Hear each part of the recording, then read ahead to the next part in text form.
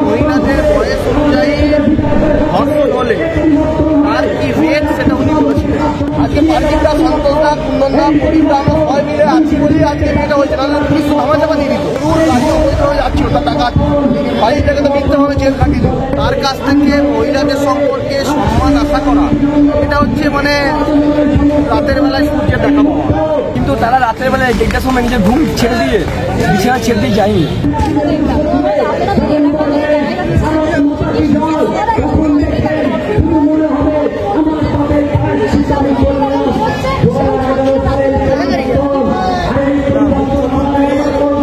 এর আগেও আপনাদের মনে থাকবে যে উনি মহিলাদের বয়স অনুযায়ী ধর্ষণ হলে তার কি রেট সেটা উনি বলেছিলেন।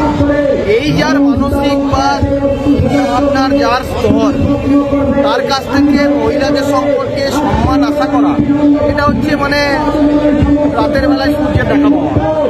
সুতরাং উনি কি বলছেন সেটা ব্যাপার নয়।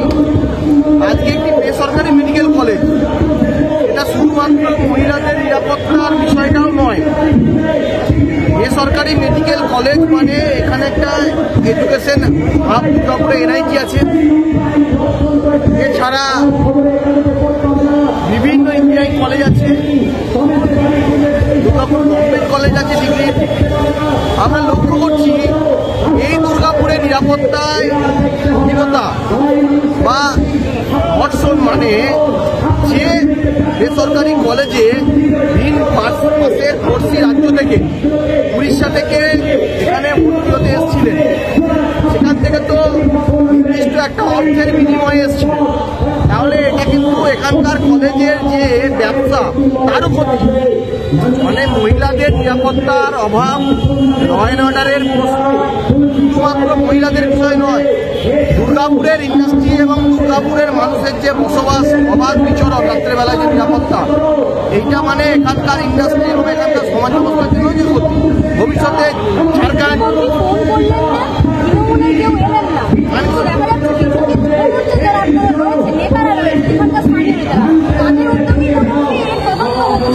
একদম পারিজাতদা এখানে করেছে, উন্নয়ন সাহা করেছে, এছাড়া সন্তোষদা আছে, এখানকার আমাদের জেলা সভাপতি যুবর প্রদীপদা আছে, সবাই মিলে আমরা করেছি। ওরা এখানে যেহেতু একদম দিনরাতভাবে লেগেছিল এবং তার পরিবারের সঙ্গে যোগাযোগ করা, আপনারা দেখেছেন পুলিশ কীভাবে এটাকে ধামাচাপা দেওয়ার জন্য ব্যস্ত হয়ে পড়েছে।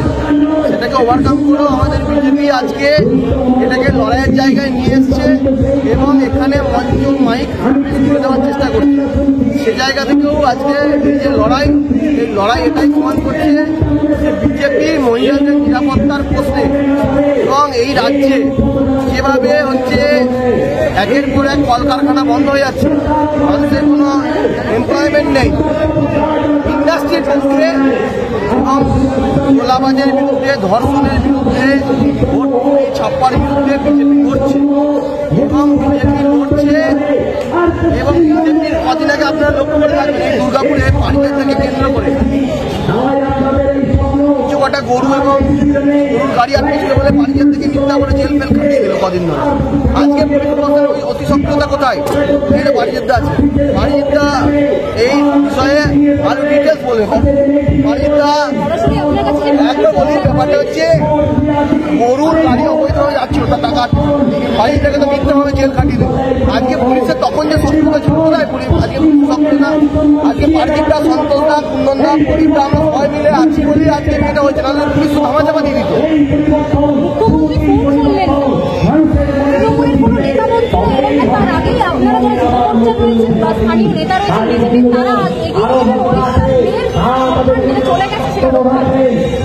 দেখুন, মমতা ব্যানার্জি ফোন করলেন না তা নয়, উনি মিথ্যা কথা বললেন যে আমি ফোন করেছি।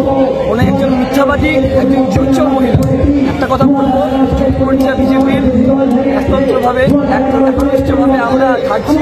আমরা চাইবো আগামী দিনে আমাদের হাত দিয়ে বিজেপির নতুন সরকার হবে এবং আমাদের এলপি যুবকরা বলে গেছেন যে যুবরাই পারবে সমাজকে পাল্টাতে, তাই যুব মোর্চা আমাদের আন্দোলনের মাধ্যমে আমরা ধরে গেছি।